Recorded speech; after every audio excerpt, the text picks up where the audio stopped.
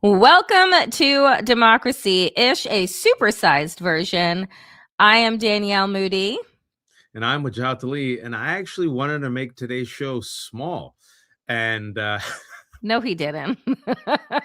but you know what? Once you start connecting the dots to this Epstein Trump's crime syndicate, you know what, Danielle? It just shockingly, it actually engulfs a lot of people. And guess what, Danielle?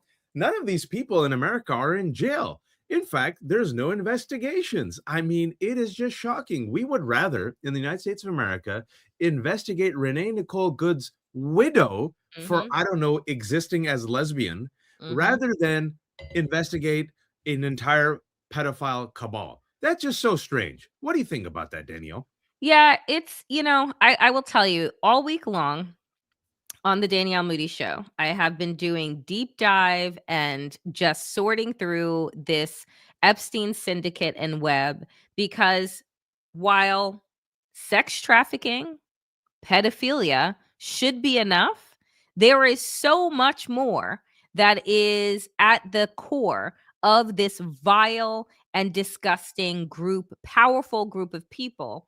And on yesterday's show, which I encourage everyone to watch, I don't know if you saw, but The Economist put out an incredible deep dive that they were able to, with the use of software engineers and an AI tool called Reducto, go through the 3 million files, sort them out, and look at the 1.4 million emails, sort those out, and Wow. then create a list of the 500 uh potential co-conspirators, sort that out, and then go through the emails and create an alarm threat index. It's called Inside Epstein's Network. Came out yesterday. I just posted it in our Substack. It's an interactive. I spent over an hour yesterday on the Danielle Moody Show going through that because I said, isn't it incredible that The Economist, a magazine, along with AI and software engineers, could do more digging and connection and make it clearer for the public in less than 2 weeks than the entire DOJ could do in over a year? Or also, Thomas Massey and Ro Khanna, given 2 hours at Skiff, were able to find the names of 6 powerful men whose names were redacted by the DOJ, Right. i.e., protected. And one of those names is, wait for it, a name that we talk about often in the left hook, Leslie Wexner, the billionaire who's still alive and for some strange reason has given Jeffrey Epstein hundreds of millions of dollars, including a $70 million townhouse. And we knew from the Epstein files that in 2019, the FBI, when they arrested Jeffrey Epstein, had 10 co conspirators. There are 3 co conspirators of the 10 named. I think we should know all 10. One of them, Ghislaine Maxwell. Another one, the French businessman Jean Luc, I'm forgetting his last name right now, who died via suicide in a jail cell. And the So third one, so many suicides. It's a like this lot of must be the suicide. most depressed group of people ever. Suicide Palooza. And the third one was Leslie Wexner. It's just interesting how Massey and Khanna found that out in, I don't know, 2 hours. The Economist doing basic investigative research found out like in a week. Ellie Leonard, literally, who's an independent journalist and a transcriber, has been doing this stuff for 6 weeks and has found documents. But the Justice Department, The who's been Justice on top Department. of it for a year, who enlisted hundreds of FBI agents, kept them trapped in a room for 24 to 48 hours last year. Can you remind people what this Justice Department told that FBI unit to do? Well, to get out probably a Sharpie and a legal pad because they seem to be not high tech and just pretty much go in and find Donald Trump's name and redact it. That's what they did. That's what they spent our tax dollars doing. And I continue to say that this is all part of the strategy that Steve Bannon told us all out in the open 10 years ago, flood the zone, Yep. continue to traumatize them, continue to keep their heads on a swivel. And what The Economist has done, other independent journalists have done, is sort through this 3 million file dump that they Wow. assumed that we were never going to have the time, the energy, the attention span to go through. And folks are making this job easy and making Pam Bondi look complicit. And I mean, can you remind people when the Nixon scandal happened, who went to jail? it was it wasn't Nixon. It Who wasn't Nixon, but it who was his attorney, right? attorney There, general. there you go. Attorney General went to jail. Yep, right. I think that was, and then Nixon got off scot free. The Attorney General went to jail. Folks, Pam Bondi, that display on Wednesday, I'm like, because I don't know, you couldn't call it a testimony. that display was shameful. That display was sad, it was disgusting, it was pathetic, and it should infuriate you because as the survivors were behind her, she didn't even turn around and look at them. At least Christy Nome looked at them, or I don't know, with whatever is her face. I think maybe looked at her. Pam Bondi didn't even look at her. And what Pam Bondi did, I don't know if you all have been following, for each and every Democrat who was asking her, her staff gave her handwritten insults. So she didn't even memorize the insults. She's like, okay, Raskin, yes. Insult, yes. Insult, Crockett. So this is what she did, right? Because she's not the Attorney General of the United States of America. I think it's very, very important. She is the defender. She's the defense attorney of Donald Trump, and she's the prosecutor against any and all of his critics. And I always want to remind you, just to infuriate you. Don't worry, we have enough stuff here to infuriate you in a good way. It's going to be righteous rage building, very deliberate. We're going to build up some righteous rage and then allow you to exhale and release it, inshallah, in a positive direction by pressuring Democrats and elected officials. They have no problem investigating the widow of Renee Nicole Good, killing the investigations into Alex Preddy and Renee Nicole Good, lying to our faces and calling them domestic terrorists. But when it comes to a cabal of pedophiles, they have all the goods and they have zero criminal investigations, zero indictments. And who's the person who is mentioned more in the Epstein files, Danielle, than even Jeffrey Epstein? I mean, he's mentioned more times than Jesus is in the Bible, and that would be Donald J. Trump. It would be Donald J. Trump. And so, let us start there. So Midas Touch went ahead and pulled this email December 2016. So what happened in November of 2016? Well, Donald Trump becomes the president, right? Mm. The election happens. In an email to Bill Gates, who we know is just the nastiest and most vile fucking person, who used his philanthropy as a cover up, basically, for how vile and disgusting he is.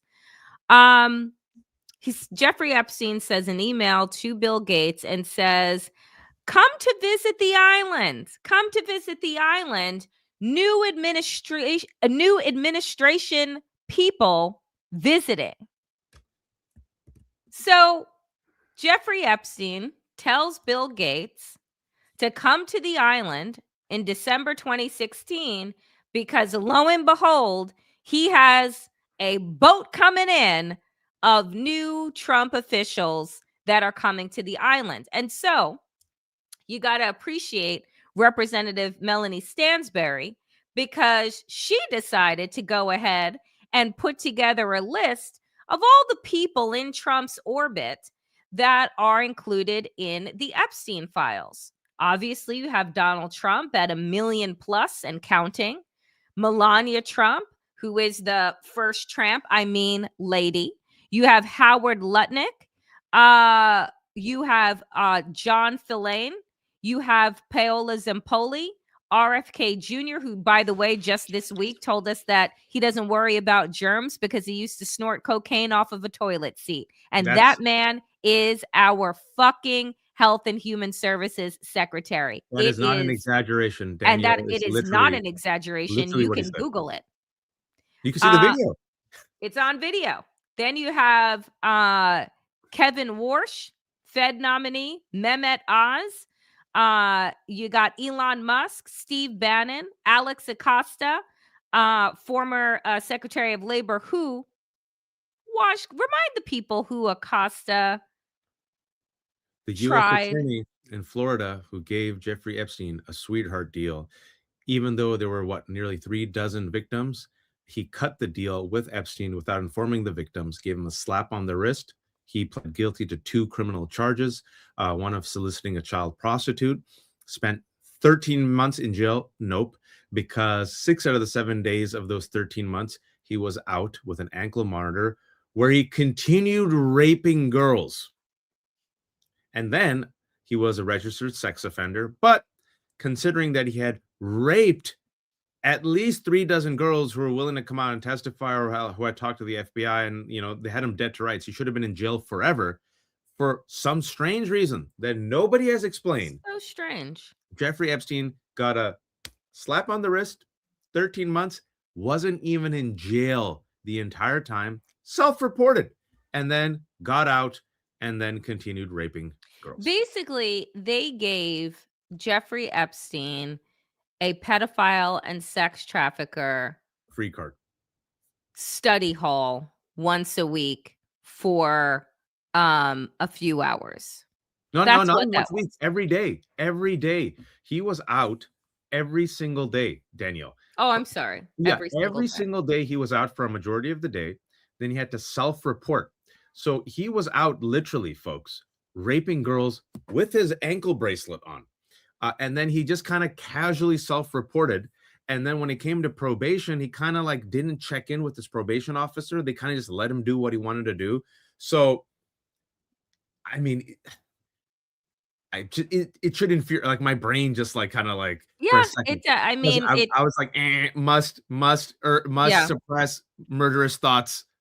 And then, we have this, which is, at least there are some countries that actually give a shit.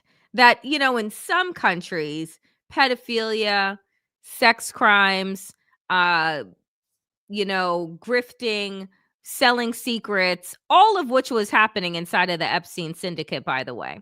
So here we have UK police have launched an investigation into former British ambassador to the United States, Peter Mandelson, who we've talked about ad nauseum, after the U.S. Department of Justice released the emails last week that indicate he may have shared confidential UK government documents with the late financier and convicted sex offender Jeffrey Epstein.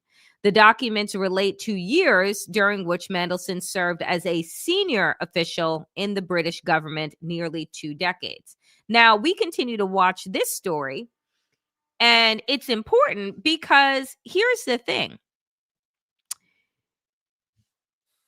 Keir Starmer, the prime minister who appointed Mandelson as the U.S. ambassador, knew about his ties to Epstein. It was not a shock. It was not something that he found out with the rest of the world. No, he knew. And people had told him, do not appoint that man. He is a creep. We don't trust him. And Keir Starmer, for whatever fucking reason, He's my friend. He's my said to buddy. himself, fuck him.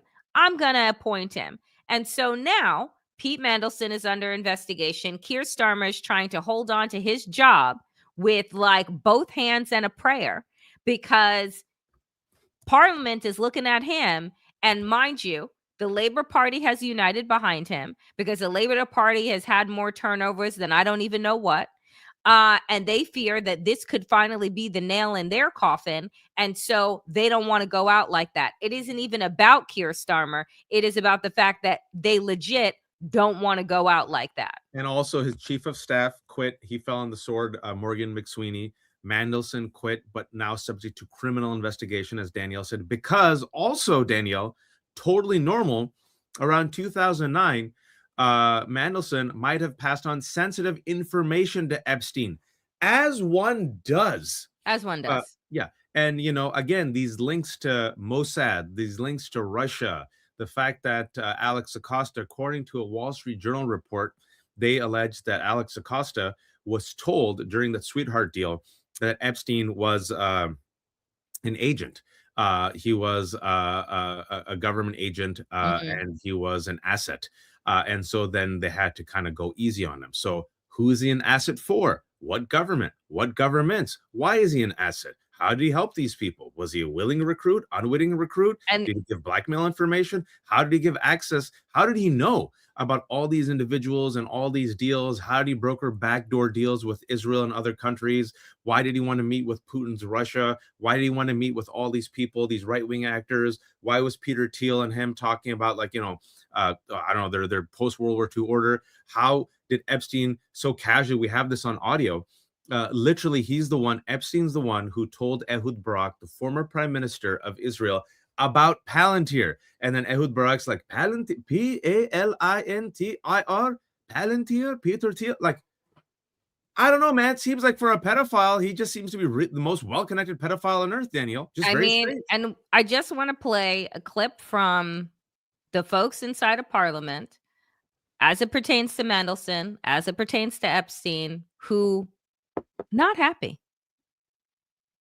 As I say, is relevant now. On the 27th of February 2025, the Prime Minister, whilst in Washington, visited the American data and AI company Palantir at its headquarters. The meeting did not appear in the Prime Minister's register of visits. It only came to light later.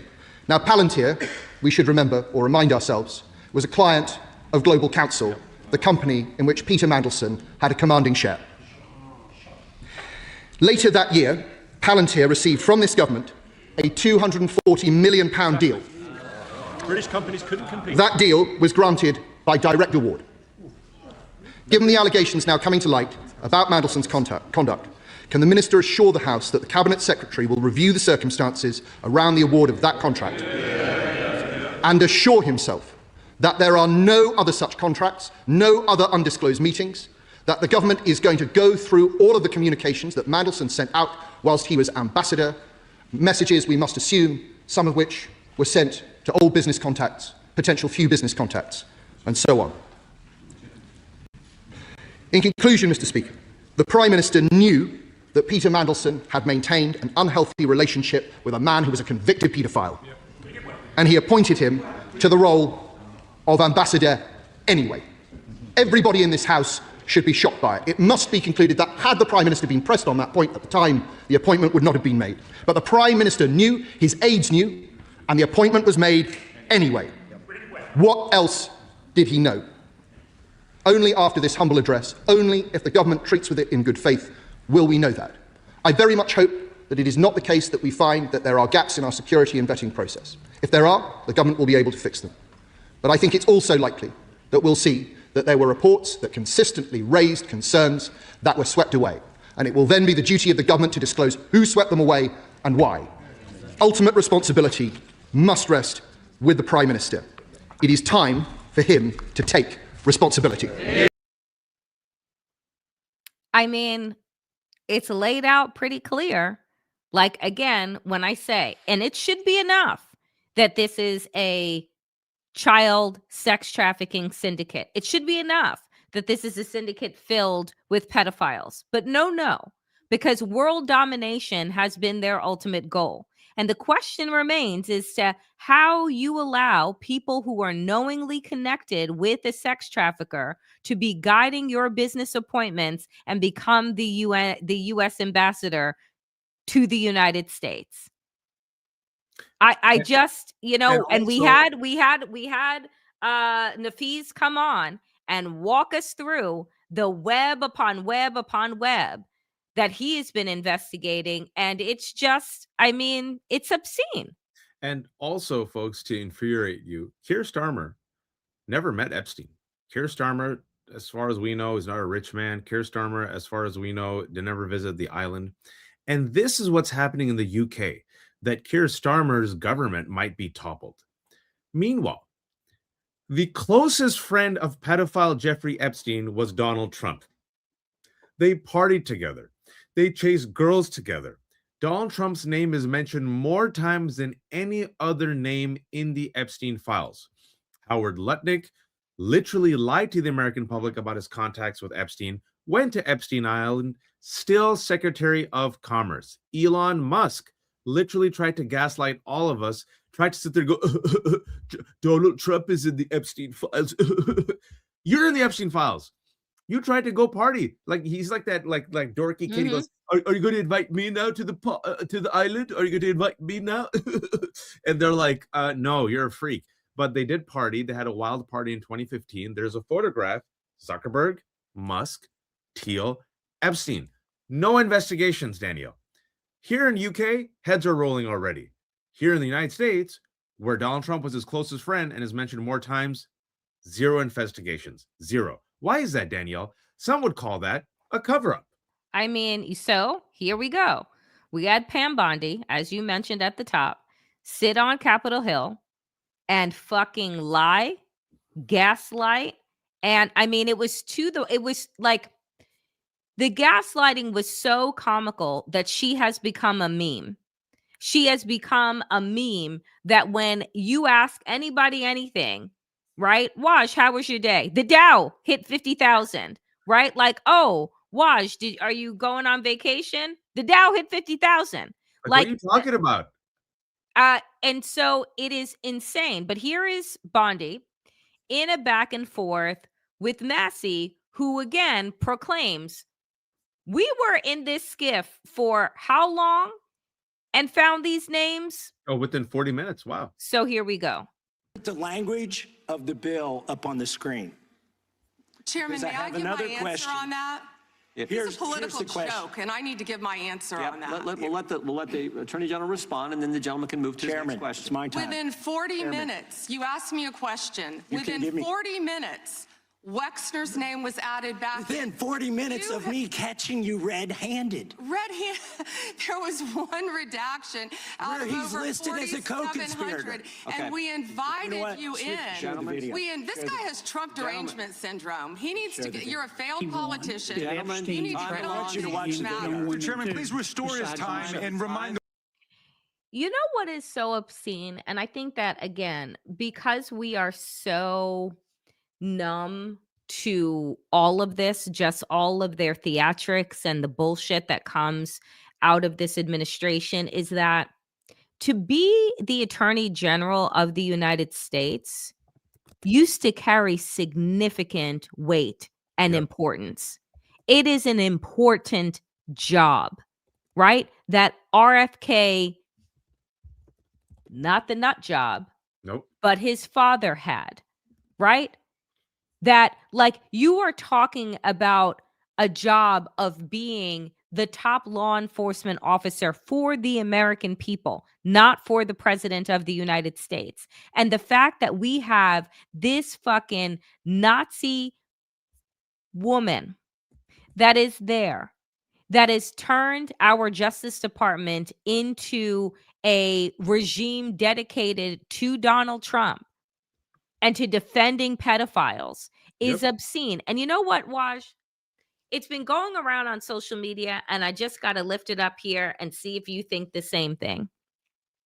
Folks have said, I'll help you make sense of Pam Bondi. Pam Bondi is to Donald Trump what Ghislaine Maxwell was to Epstein. Damn. Your reaction to that? Co-conspirator, complicit, cover-up, accomplice. Yeah. She's his personal defense attorney, and she's his prosecutor. Her audience consists of one person and one person alone, Donald Trump. That was her performance. That was a performance for Donald Trump and only Donald Trump. She, inshallah, will be investigated. She will be tried. I think all these people will be tried. I think they're covering up crimes. Her, Noam, Hegseth, Kash Patel. I think they're stuck. And I think because she's stuck, she's going to go all in to defend this regime. I feel like she's a disgusting human being. And I also want to remind people that if you look at some of the survivors, like Virginia Giuffre and others, they said that Ghislaine Maxwell was even worse than Epstein. And the reason why they said that was worse than Epstein, they said because without her initial offering, they would have never been caught in the web. She was the one who's charming. She was the one who came off as nurturing. She was just as bad as them. And without her complicity, Jeffrey Epstein would not have gotten access to the powerful people. So Virginia Giuffre said, yes, Jeffrey Epstein's terrible. But Virginia Giuffre, before she died, she said Ghislaine Maxwell was worse. And so the question is, that yes, Donald Trump is bad. But then what do we say about the people who knowingly and voluntarily use and abuse their power to protect a cabal of pedophiles? I mean, and just so we're clear, because God bless Jamie Raskin and others that are doing the work right now to continue to keep this in the press, regardless of how much the American legacy media is complicit, wants to turn the page, doesn't make this front A1 news. Jamie Raskin, Donald Trump's name is all over the unredacted Epstein files, thousands and thousands of times. Quote, if you spend any real time with these files, you will see reference to 17-year-old girls, 16-year-old girls, 14-year-old girls, 11-year-old girls, 10-year-old girls. And I saw a reference today to a 9-year-old girl. In order to make progress on criminal investigations and prosecution and some kind of social redemption, we need to listen to survivors. Quick, take a look. His name is all over these files, all over it. I mean, thousands and thousands of times. If you spend any real time with these files, you will see references to 17-year-old girls, 16-year-old girls, 14-year-old girls, 11-year-old girls, 10-year-old girls, and I saw a reference today to a 9-year-old girl. So it is a really gruesome and grim story. And I think in order to see our way through this and to try to make progress on criminal investigation and prosecution and some kind of social redemption from this whole nightmare, we need to listen to the survivors. You know, look, Waj, the Pam Bondys, the Megyn Kellys, the Kristi Noems, in my opinion, because they are women, are even worse. Because I got to say to you, I expect very little from powerful men. I expect more from women. Why? Because they were once girls. Why? Because some of them are mothers now. But then, you know, and I'll say this. As the story continues to unfold and as there are some repercussions that are happening globally, one of the stories that really gets me is what we are learning. And I talked about this on yesterday's Danielle Moody show about the cover-up that the royal family participated in with regard to Andrew and how Andrew's former wife, Sarah Ferguson, brought her 19 and 20-year-old daughters to see Jeffrey Epstein about 5 days after he was released from prison. On sex trafficking, on the procurement of raping a child. And in the emails that are revealed, this is a mother who said, "Oh, we're coming. Are we having lunch? I'm bringing you Jeannie and Beatrice," to then follow up with the fact that she needed Jeffrey Epstein to give her about 20,000 pounds so that she could pay her rent. And she was bringing her daughters around because she basically was pimping them out because they made him look important. So when we say, like, when I think to myself again, women and how these kinds of syndicates and cabals could not run without the complicity and the aid of women. I mean, my God, on top of which, by the way, the royal family between the late Queen, the late Prince Philip, the current king spent roughly about 14 million pounds to pay off Virginia Giuffre. Like, that's what they were doing. And I said this yesterday, Waj, because for those that used to royal watch and for those that, have been indoctrinated into the wealth and the fairy tale and the love stories of the royals, you begin to understand why Meghan Markle was being thrown under the bus. And it had nothing to do with Princess Kate. It had everything to do with the fact that they needed to feed chum in the water to the to the journalists, to the reporters, to the paparazzi in the UK because they were hot on the trail of what the fuck Andrew was up to. And also because she was black, the black. And Andrew was protected by Queen Elizabeth up until her death. And then finally, folks, I want to remind you all, a week before Virginia Giuffre last year, just a couple of months ago, released her memoir posthumously, Prince Andrew lost his title. If there was no there to Virginia Giuffre and her allegations, he'd still be Prince Andrew. The week before she published her memoir, where she named him. She was the first woman to name him. She named him publicly. She went, and as Danielle said, they spent so much money and so much time to destroy her.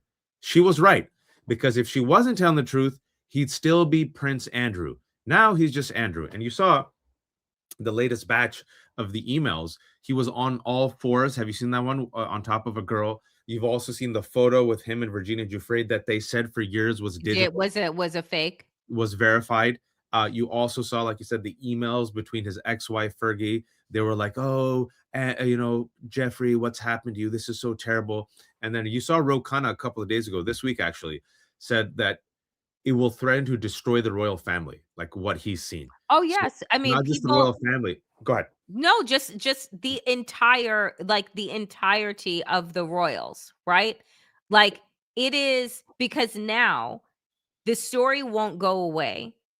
And one person, a royal historian, said that he believes that Buckingham Palace is not going to allow this to stand, and that it will probably be that we see Andrew flee to some non-extradition country to live out his life in some Middle Eastern country evading the law. He's like, they will do that before they allow this man, this disgusting, grotesque person, to stand trial and air all their shit out. And I 100% believe that. Yeah, he's never going to spend a day of his life in jail. And also someone said in the Substack, Mary said, instead of being Prince Andrew, he should be Prisoner Andrew. And I'm like, that's dope. And, speaking of women, or as Waj called her in the outline today, he goes, Danielle, I had to. And he called this woman a heifer. And honestly, it was the funniest thing I've seen. I literally in the outline. Sometimes, folks, you just write the outline, you read, so it like we do the link, and just I just use a little description. I couldn't help it. I'm just like, I could have said a lot more. I could have said. You could have said a lot of words. There were a lot of words. That was the cleanest word. I just literally told Daniel, look at this heifer.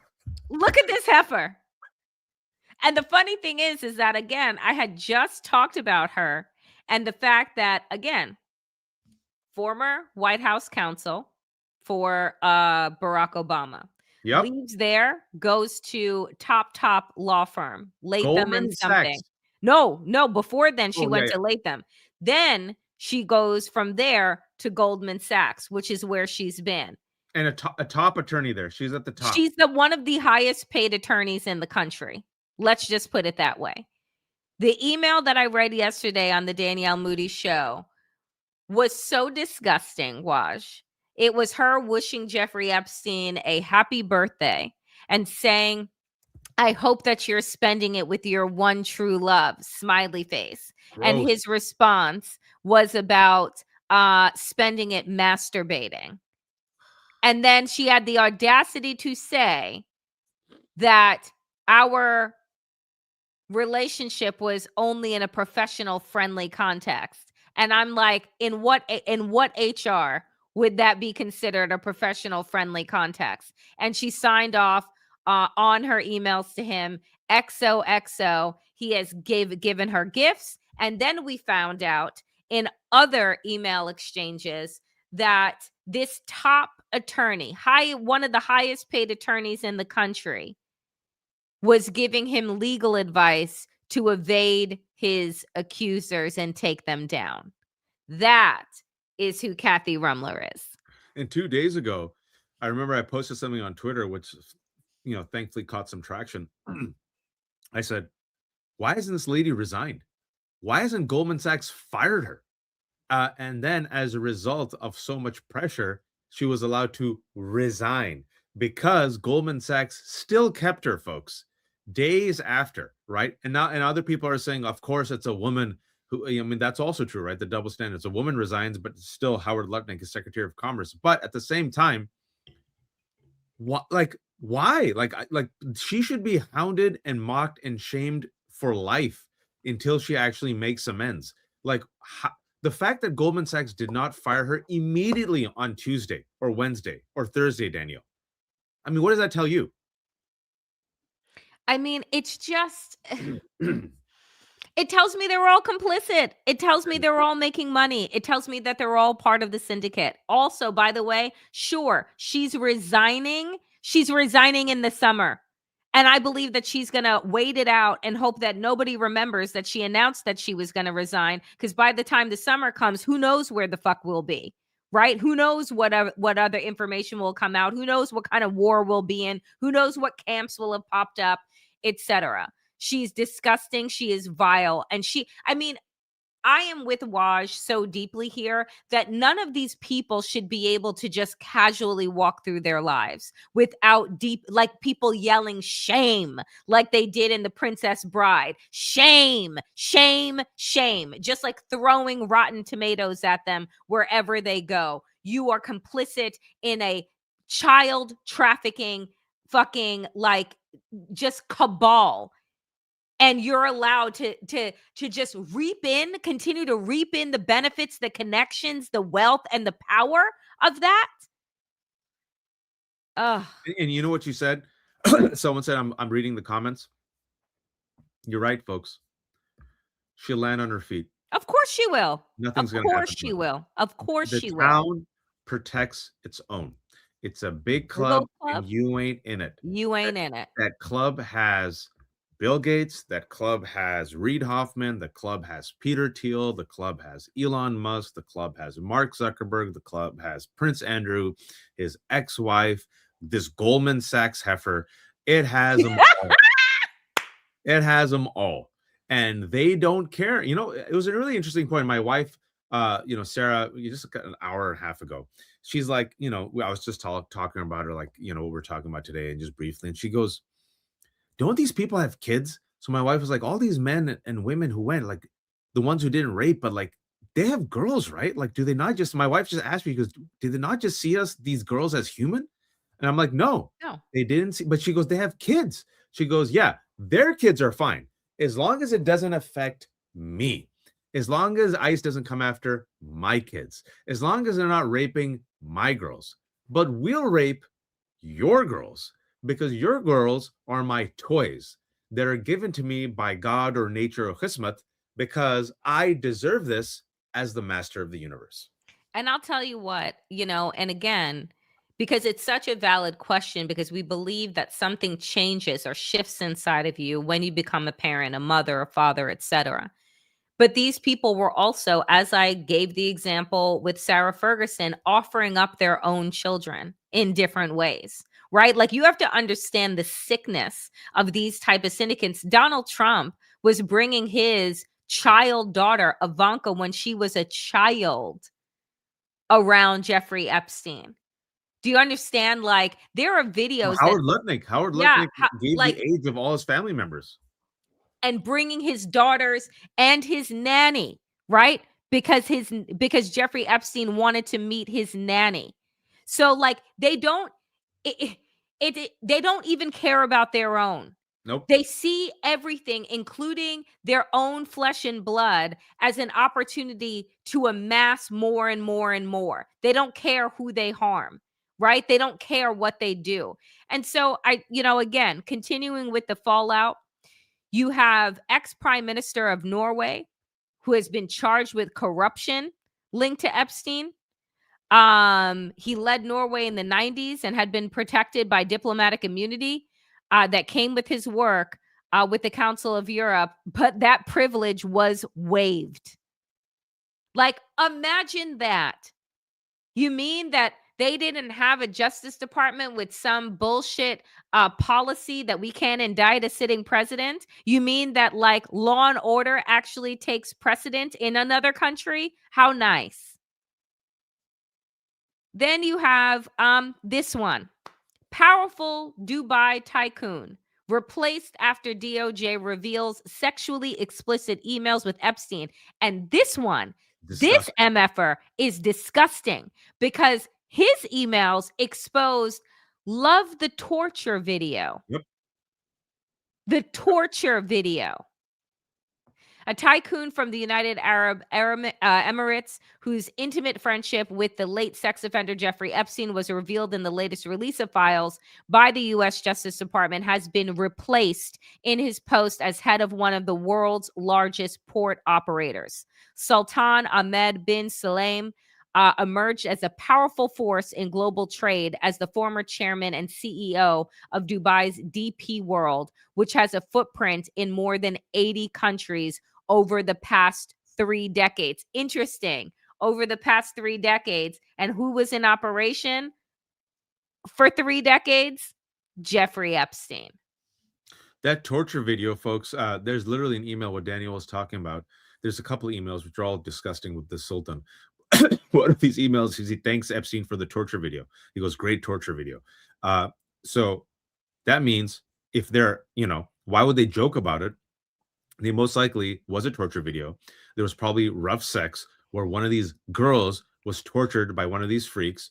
Epstein probably made a video of it and then sent that snuff film to his friends like Sultan, who thought it was hilarious and loved it. And furthermore, some other allegations that we found out from the Epstein files is there are probably bodies buried, allegedly, meaning in this rough sex, some of these girls were probably killed and could be buried in these Epstein properties, around these Epstein properties, folks. So there's potential, not just rape, which is bad enough, not just trafficking, which is bad enough, but allegedly there could be even murder, which also makes sense, Daniel, right? If some of these people with these perverse appetites see these girls as toys and they're engaging in rough sex, sometimes you go too far, you choke the girl to death. And then what? Oops, mistake. We got a problem. Don't you worry about it. No one will miss her. We'll take care of it. And Nancy Mace and Lauren Boebert, I hate these two women, but I need to say this, were giving interviews, one on Newsmax and another one in another conservative outlet. And they said, yeah, we're going through the unredacted Epstein files. Lauren Boebert says there is a lot of weird shit in this. She's like, there is this, they keep referring to a restaurant called Cannibal that doesn't actually exist anywhere. They keep referring to things that, and she's like, I have no idea if cannibalism is happening, but I can tell you that there are very disturbing references, allegedly, in the files that they are seeing that is unredacted. She is not the first person that has said this. This has been being said over and over again. That they use, and Nancy Mace said, coded language that is very disturbing, that would lead you to believe that there could have been or is some cannibalism that was going on, allegedly. It's like the Hostel. Well, hey, look at that. Jen read my mind. Hostel movies. I don't know if you've seen these Hostel movies. These movies. No, because I don't watch horror movies. Yeah, I love horror movies because my wife. I just follow the news. Yeah, my wife's like, you're a psycho. I can't believe I married you. But it's a movie in which literally the rich people, the world's richest people, get to not necessarily just hunt young women, specifically women and men, but they can torture them and do whatever they want to them. So you can kill them in any fashion you want. You can eat them. You can saw them, drill them, right? And then you're part of this club, this cabal of really powerful men who gets a rush, by killing people. And you sit there and you go, yeah, that probably wouldn't happen in real life. Or Squid Games, for example, right? Very similar. Really powerful men betting on people's lives. It's a game. And these people, the survival of the fittest. Only one will survive, and the rest are asked to kill each other. And then the rich people sit there, and it's very entertaining, right? The most dangerous game, iterations of that again and again and again. The Hunger Games, right? The rich just sit there, and it's fun to hunt these people and to see people's misery, right? And then you see the Epstein files and the Epstein Island, where again, all these people went. And either A, they raped these girls, or B, they had no problem interacting with men that raped these girls. They knew about their appetites. And I'll give you another example, folks. Recall the birthday book that Ghislaine Maxwell compiled for Jeffrey Epstein. For his 50th birthday. Wall Street Journal reported, before we had the photos and the file and everything, that Donald Trump wrote a very lewd message, and this birthday book exists. Donald Trump threatened to sue Wall Street Journal. Wall Street Journal said, nah, we're not going to back down on this. Donald Trump said it's all a lie. What happened? We got the book. Not only did we get the book, we got the images and photos and drawings in the book, okay? You saw that Donald Trump, exactly as Wall Street Journal reported, wrote that ditty, that poem, that sick thing that he wrote about secrets. He drew it in a woman's body, but it was a prepubescent body. And also, you saw the other drawings and the other photos. All those people, not all of them, but many of the people knew that Jeffrey Epstein liked girls. They drew about it. They joked about it, Danielle. So you're telling me, and this was before his conviction. This is before his conviction. So now that, this is why, folks, I try to be fair, but if you look at the latest batch of Epstein files and you look at the powerful people who are in it, I look at the date. I always look at the timestamp. Nearly every single one is after his conviction and after he is a sex offender. So they can't, they can't pretend that, we had no idea. My relationship preceded, right? And then once he was convicted, I cut all ties. No. These motherfuckers are emailing while he's in jail, right? They are continuing with their relationships while he is on trial. And someone said right now, I'm convinced some of these things are known as code words. If you see it, like pal is a code word. Whoops is a code word. Whenever someone dies, all of a sudden there's whoops. And I'm like, interesting. So it's a cabal. It's a disgusting cabal. And I do want to talk about this real quick because I want to connect it to ICE. Can you bring up the Palantir connection real quick? I think we have. I was actually just looking for it. Hold 1 second. Because, folks, the terror that was unleashed on that island is going to be unleashed and is unleashed on the streets in America. This one? We're going to connect it for you right now. Please. Okay, I'm going to play this video. So Palantir founder Peter Thiel is named over 2,200 times in the Epstein files. Al Jazeera's Hala Al-Shami unpacks his ties to Jeffrey Epstein and how Palantir's AI now powers surveillance for Israel and U.S. immigration agencies. We've been talking about this all week on the Danielle Moody Show, all week. Here we go. Palantir is the AI firm used by Israel and ICE for surveillance. Its founder, Peter Thiel, appears over 2,200 times in the Epstein files. Here's what we found. Through their often cryptic communications, Thiel and Jeffrey Epstein revealed that they viewed crises as opportunities, flippantly referring to wars abroad. In June 2014, Thiel said that creating a mess in the rest of the world could limit U.S. intervention. Epstein also talked to Thiel about foreign currency devaluation with enthusiasm. Thiel was invited to Epstein's island, and they expressed loyalty to one another, like in this 2015 email where Thiel reassured the convicted sex offender that he was not at all intimidated by bad press. Epstein frequently connected people to Thiel, notably Israeli politician Ehud Barak.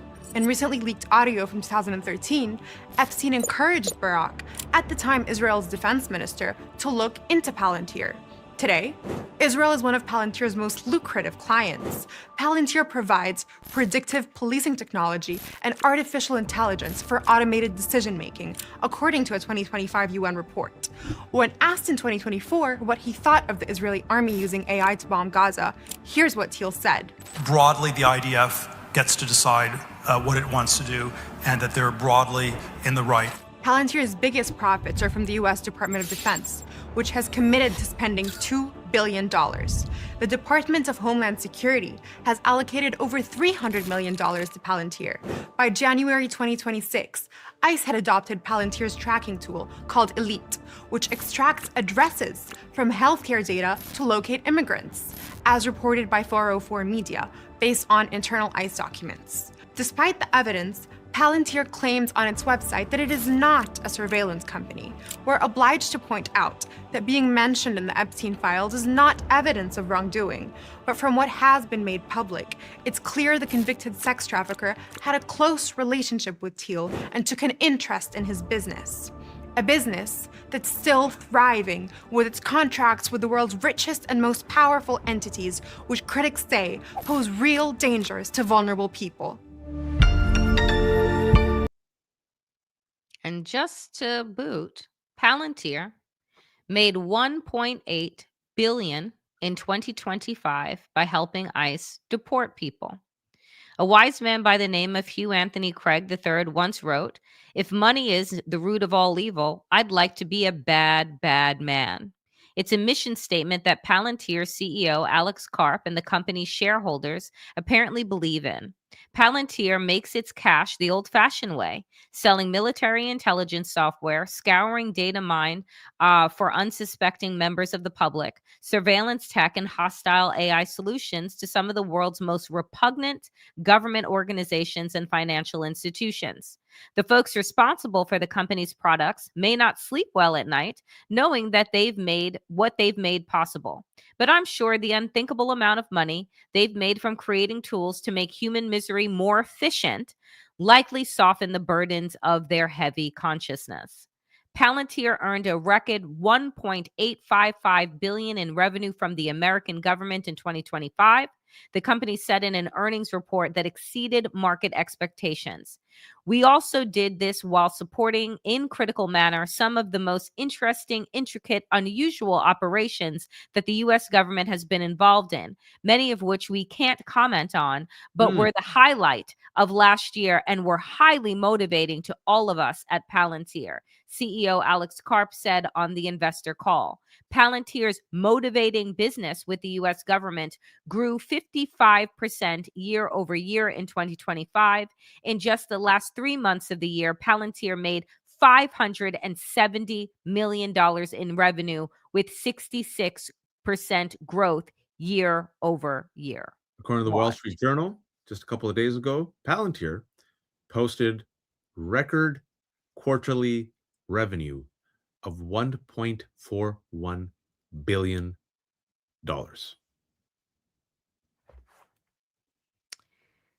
And so, where is all of this heading? What is all of this leading to? And this is why I've continued to try and make sense. And Waj and I, Waj on the left hook, me on the damn digest, us together are trying to connect all of the dots, take you through this really sordid web that is so much that it is mind-blowing. It is disgusting. And as Pam Bondi said, well, my God, if we were to investigate everyone, it'd bring down the entire system. Yeah, that's the fucking point, because the entire system is rotten to its core. So what is happening, right? What is happening at the aid of Palantir? What is happening at the aid of these super billionaires who were all connected to the disruption and the breaking apart of democracies? For the first time, over 70,000 people are in ICE detention. Over 7,000 of them have been in custody at least 6 months, including 79 who have been held for 2 years. ICE detention isn't just numbers, it's geography. 237 facilities nationwide, network roughly doubled, now fully mapped out at detentionreports.com with facility comparisons and contract archives. And you can see on this map where they are. Here's what else is happening, because again, these are, by the way, folks, warehouses that are being built. They are not prisons. This was yesterday, folks. Yeah, they are not prisons that are being built. They are warehouses. Waj, I cannot remember, but he is a Trump official who said that we need to treat our immigration operation like Amazon does their packages. Oh, I remember. Yeah. Was it Homan? Could have been Homan. I believe that it was Homan. This was before the election. This is before the election. And what they are doing is buying this land, creating these warehouses that will hold 70, 80,000 people in facilities that have no toilets, in places that have no insulation, air conditioning, in places that have no access to food, no medical assistance. So Rep. Jamie Raskin says he conducted an unannounced oversight visit, because remember that Kristi Noem changed the rules and required a week's notice, right, for members to be able to show up at facilities. He decided that he was going to pop in, and he said the conditions were disgraceful. 60 men crammed shoulder to shoulder in a room 24/7 with one toilet, no showers, and aluminum foil blankets for sleeping. Despite a $75 billion budget under Kristi Noem, he describes the treatment as inhumane. And this is what he said. I just exercised my right as a member of Congress to conduct an unannounced oversight visit of the ICE field facility in Baltimore. The staff I met with respected my right to visit, but what I saw was disgraceful. Kristi Noem has a budget of $75 billion she should use to ensure humane conditions, but we saw 60 men packed into a room. They sleep like sardines with aluminum foil blankets. Whether it's for 3 days or 7 days, nobody would want a member of their family warehoused there. The room set aside for dangerous criminals and violent offenders was empty. We're demanding immediate answers and actions. And I'll say this, Waj, and then turn it over to you.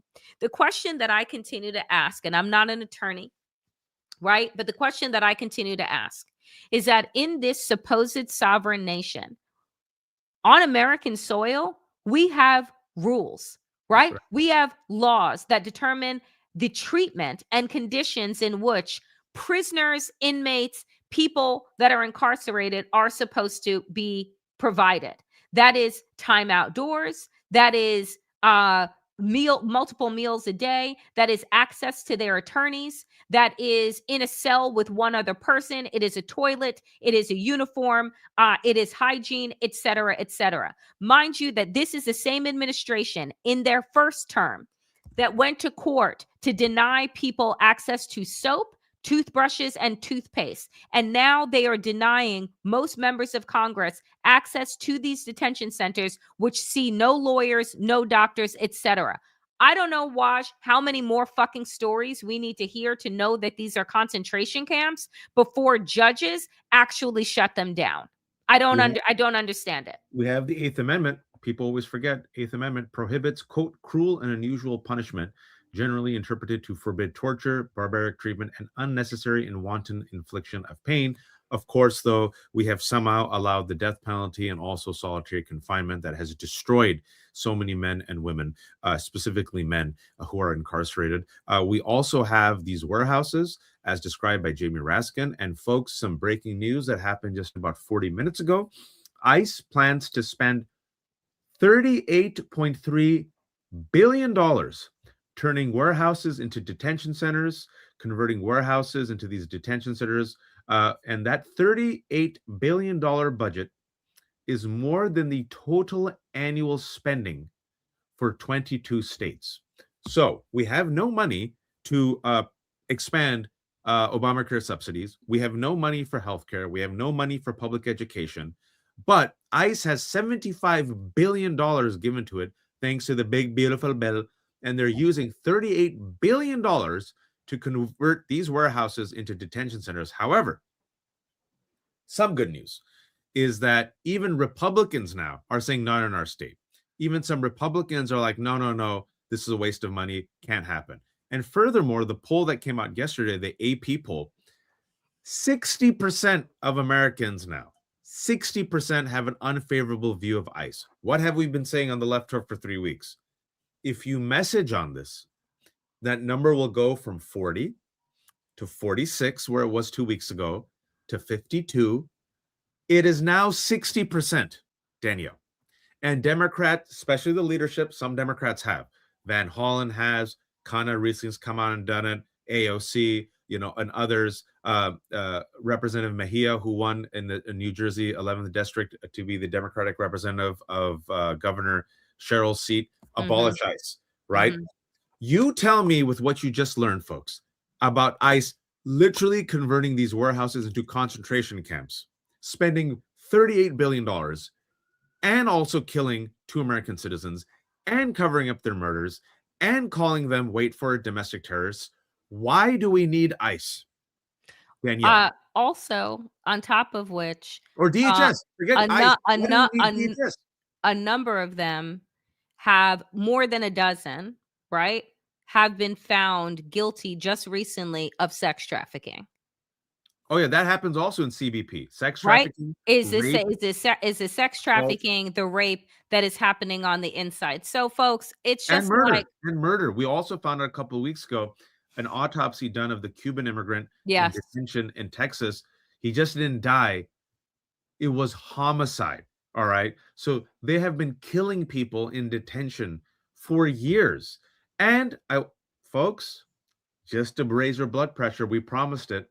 Do you have that tweet that I showed about this company, the stock of these companies that are rising despite everything we've said? Who is profiting off this? The Time magazine tweet. Hold. Let me see if I can find it.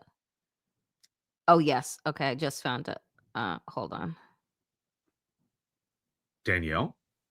2 of ICE's biggest contractors for operating detention centers hailed new growth opportunities as their revenues reached record levels in 2025.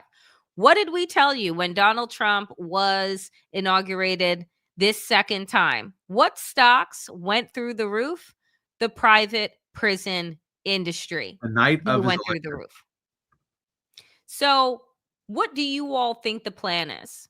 You have the Epstein syndicate, which Donald Trump is absolutely a part of. Peter Thiel is a part of. Surveillance. Absolutely. You have a president that has absolutely zero morality, zero values. Their desire was to disrupt, break apart democracy, create a sense of lawlessness, so that, one, Jeffrey Epstein could just operate his pedophilia in full view of the world and doesn't have to hide anything. That Peter Thiel could create his micronations and fiefdoms and make as much money as possible because, as he said, democracy just isn't compatible with capitalism. And they're building more warehouses. And let me tell you, it ain't for the undocumented. It ain't for the immigrants. It is for us. Last thoughts to you, Waj. I'm subbing in. I'm subbing in, but Joy is on the road today in Chicago. So she's asked me to come in as a co-host. Essentially, I'll just be there as a guest. But if the internet goes down, then I'll just jump in as a co-host, right? And so we have Representative Jeffries apparently who's coming on, and Representative J. Paul. And I want to ask Representative Jeffries, if I get a time to question him, I want to ask him, why do you still support ICE?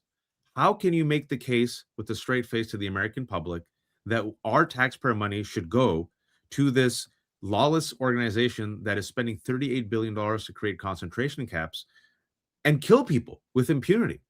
Why? Why are we still sending money to Israel, Danielle? Why are we still supporting AIPAC that just destroyed the centrist Democrats' best chance in New Jersey, District 11, right? Why are we supporting Palantir? Why are Democrats, literally, after everything we've said, folks, in 2025, February 13th, 2026, Democrats are taking money from Palantir.